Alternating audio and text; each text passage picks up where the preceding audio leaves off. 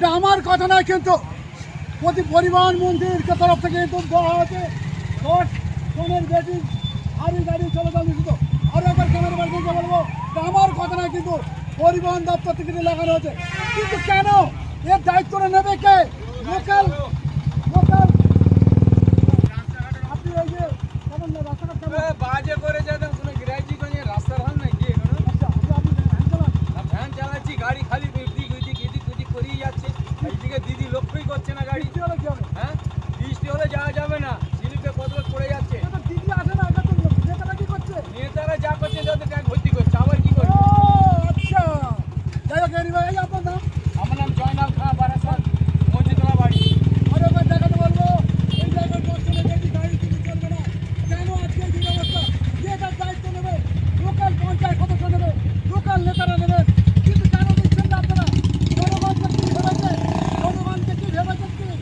আপনারা জানেন আগামী 2026-এ কিন্তু নির্বাচন আসছে, কিন্তু যার দিদি কিন্তু বারবার বলেছেন রাজ্যের মুখ্যমন্ত্রী, এই রাস্তাগুলো কিন্তু আপনারা একবার ঝাঁ চকচকে হওয়া দরকার। কিন্তু বর্ষাকালে যদিও একটু এদিক ওদিক হতে পারে, কিন্তু কিছুটা তো সাময়িক তো কিছু দিয়ে তাপ্পি মারা দরকার আছে। তাপ্পি তো দূরের কথা, এটা খাবি খাচ্ছে সামনে। তারা কোথায় গেলেন? আসেন না। আমি আব্দুল আজিম বলছি, আমি কাঠে ব্রেক মারি, আমি কিন্তু স্টিলে ব্রেক মারি না যে আমাকে বুমুরিং হবে। টেলার দেখিয়েছিলাম, কি টেলার দেখিয়েছিলাম, এত অসুবিধা যাত্রীদের এই রাস্তায়। এটা হচ্ছে এখন জমি রয়েছে, জনাই পঞ্চায়েতে রয়েছে, তারপরে পড়বে কৃষ্ণরামপুর, তারপরে পড়বে নবাবপুর অঞ্চল। এনিওয়ে, আমরা পরিবহন মন্ত্রীর সাথে কথা বলেছিলাম, তিনি বলেছিলেন এই জায়গায় একটা রেল পাটি দিয়ে যেন বড় বড় ট্রাকটা ঢুকতে পারে। কেন বড় ট্রাক ঢুকবে, তার জবাবদিহি করবে কারা? এই প্রশ্ন রইল প্রথম আমার। দ্বিতীয়ত, বড় বড় ট্রাক ঢুকছে, রাস্তার যে দুরবস্থা সে না দেখলে বলে যাবে না। আমরা গত কয়েকদিন আগে একটা ভিডিও দিয়ে আপনাদের শেয়ার করেছিলাম, দেখেছিলেন। আমি ক্যামেরা পার্সনকে বলবো দেখাতে বলে এই জায়গাটা একটু শুধু ভালো আছে, বাকি আমরা আগে দেখাবো আপনাদের কী অবস্থায় চলছে। কেন এর দায়িত্ব নেবে নাকি? এই দায়িত্ব নেবে পঞ্চায়েত নেবে, প্রশাসন নেবেন, তারপরে রয়েছে যারা জেলা পরিষদ রয়েছেন এবং চৈত্রা পঞ্চায়েত সমিতি রয়েছে, চৈত্রা 1 নম্বর পঞ্চায়েত সমিতি রয়েছে, তারা দায়িত্ব নেবেন। যদি জেলা পরিষদের খবর তারা যদি পৌঁছাতে পারে, কোথা থেকে কীভাবে মানুষ বিপদের সম্মুখীন হচ্ছেন। একটু সামান্য বৃষ্টি হলে কিন্তু একেবারে দুর্ভোগের সীমা থাকে না।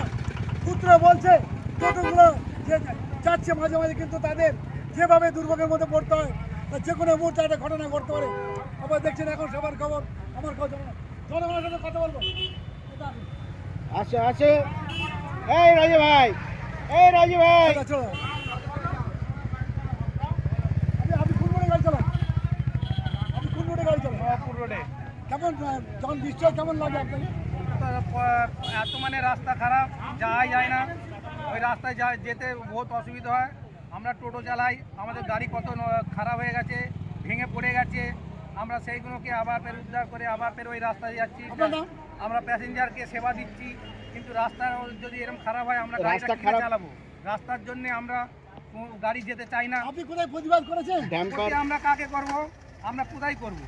যেমন ধরুন এখানকার লোকাল নেতা টেতা আছে, তাদের করেছেন? যে বলা হয় পাড়ির লোকে ধরে বলা হয়, আর হয় হবে করে আর এই করে। আমার নাম শেখ রজব আলী। আপনার নাম? বলো, বড় বড় ড্যাম্পার ঢুকছে। বাড়ি কোথায়?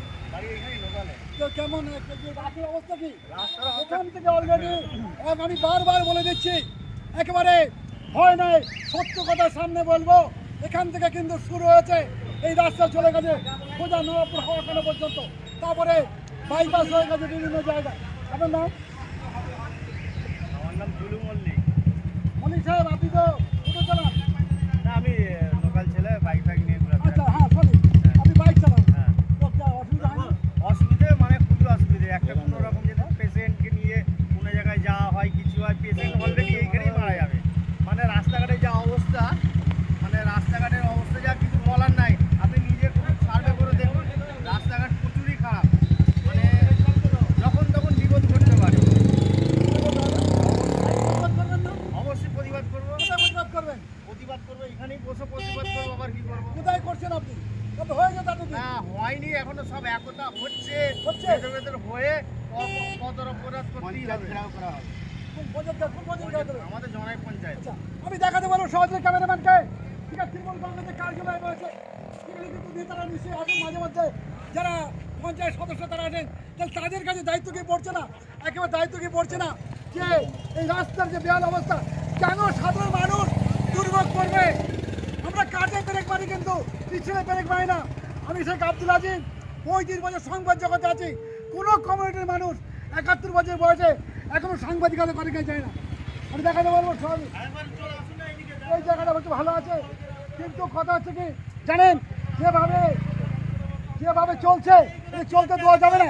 রাজ্যের Sanjeevani health care nursing home, Shiakhala Furfura Sharif পাশে, শ্রীপতিপুর, হুগলি। সমস্ত চিকিৎসার উন্নত মানের পরিষেবা দেওয়ার জন্য আমরা রয়েছি আপনাদের পাশে। Emergency, ICU, cardiology, nephrology, orthopaedic surgery, onco surgery, general medicine, physiotherapy, neuro medicine, dialysis, neuro surgery, শিশু সুরক্ষা, গাইনোকোলজিস্ট বিভাগ, ক্যাশলেস পরিষেবা, স্বাস্থ্যসাথী সহ যে কোনো হেলথ স্কিম, মেডিক্লেম গ্রহণযোগ্য। এছাড়া স্বাস্থ্যসাথী কার্ডের মাধ্যমে সম্পূর্ণ বিনামূল্যে সার্জারির সুব্যবস্থা।